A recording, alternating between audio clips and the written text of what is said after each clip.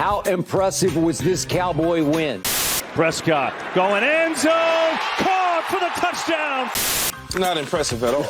Sure. Stafford sees it, fires one, intercepted. It's another pick six. It's a 4. Pressure coming and it's blocked. Sam Williams blocked it. SoFi will be packed with Cowboys tonight. No sacks in San Francisco either, and here it is. They're going to be spanning the stadium, looking at all these tears when the Cowboys go home with an L because y'all, with y'all emotions, take them way high. Over the middle, fires, caught, CeeDee Lamb, touchdown, Dallas. Ladies and gentlemen, on today's episode of Undisputed, Keyshawn Johnson contributed to moving the goalpost on the Dallas Cowboys yet again. So, let's get into this on this Victory Monday, Cowboy Nation. Who with me? Let's go. And the only thing else I got to say is, how about them Cowboys?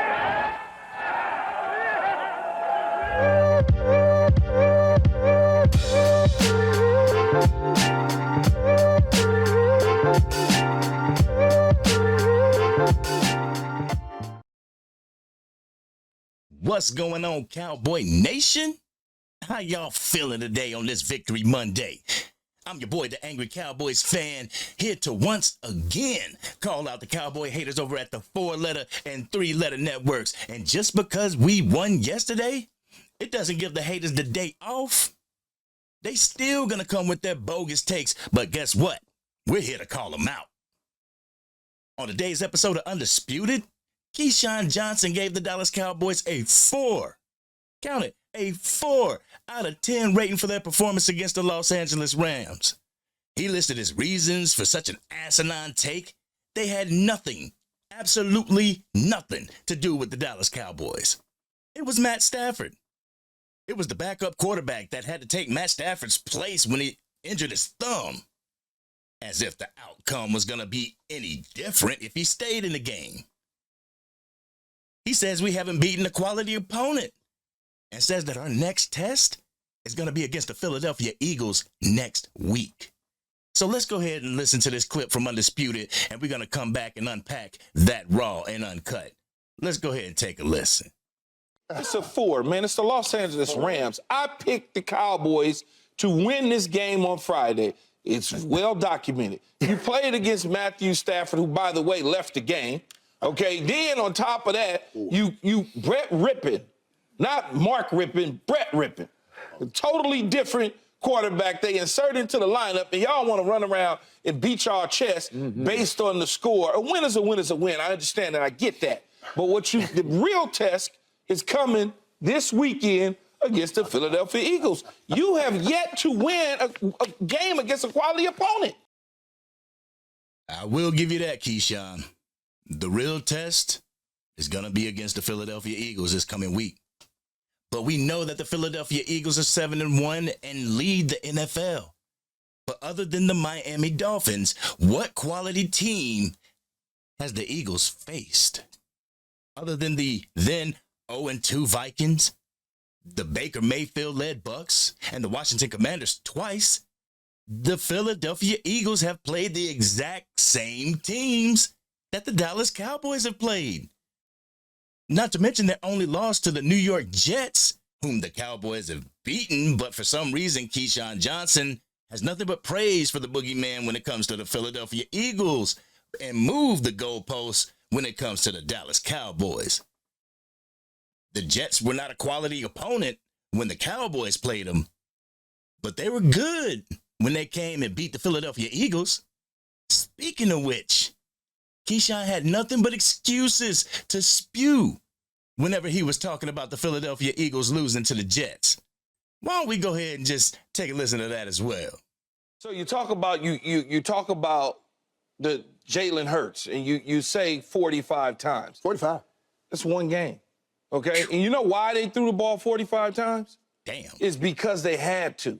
And the reason they had to, because the strength of that front on that defense of the New York Jets is the strength of the defense. You cannot run the football on the New York Jets. Hold on. Before we continue, they're not a quality team? The way you're talking sounds like they're quality, but let's continue. This is not the Dallas Cowboys. Everybody. This is not the Dallas Cowboys front. The Jets, they're not.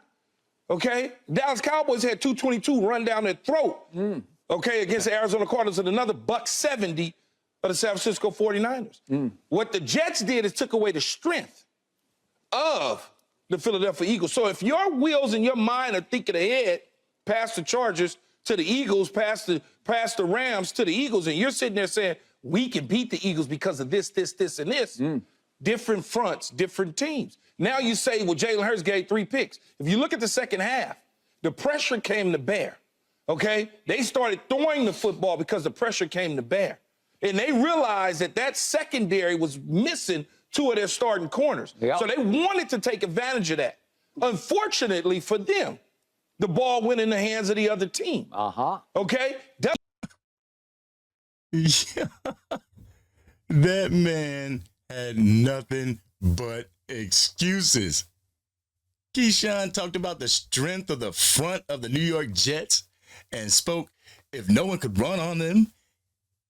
Even when our running game was not up to par, the Dallas Cowboys were able to put up 134 rushing yards while the Eagles accumulated 80. Even with a mobile quarterback, they got 80. Also, in that clip, Keyshawn said that the pressure came to bear. Does not the pressure come to bear on other teams? I should say so. When it comes to Undisputed, though, you have to have the Cowboy hater to counterbalance Michael Irvin and the fake Cowboy fan Skip Bayless. You can't just do what Speak does and have a majority of Cowboy haters on the set. It makes it too obvious. Keyshawn, have that same energy, bro. Don't make a game an impossible task for a team like you did for the Philadelphia Eagles, but not for the Dallas Cowboys. You can't sit there and say that we haven't played a quality opponent while giving the New York Jets quality compliments when they beat the Philadelphia Eagles. It don't work that way, bro. Come on, Key. Tighten up, man. This has been your boy, the Angry Cowboys fan. I appreciate everybody stopping by the channel and showing love. I also appreciate the haters that watch my Cowboy content. Speaking of which, I had a person in the comments on one of my videos say he cannot wait until we lose to the Eagles so he can come back and laugh in my face. You said we, bro. So that makes you a Dallas Cowboy fan. And you're wishing that your team loses? Damn, bro. Might want to switch your jersey up. Also, go ahead. I want you to come back. I do. I want you to come back. I'll be here, fam. I pinned your comment in the comment section on that video so Cowboys fans know that we have a mole in the fold. If you're new to the channel, please consider subscribing to the channel. Tell a friend who has a friend who has a friend who is a Cowboys fan what we do here. I got to get out of here because I got to throw a Halloween party. So until next time, Cowboy Nation, keep it classy and remain DC for life.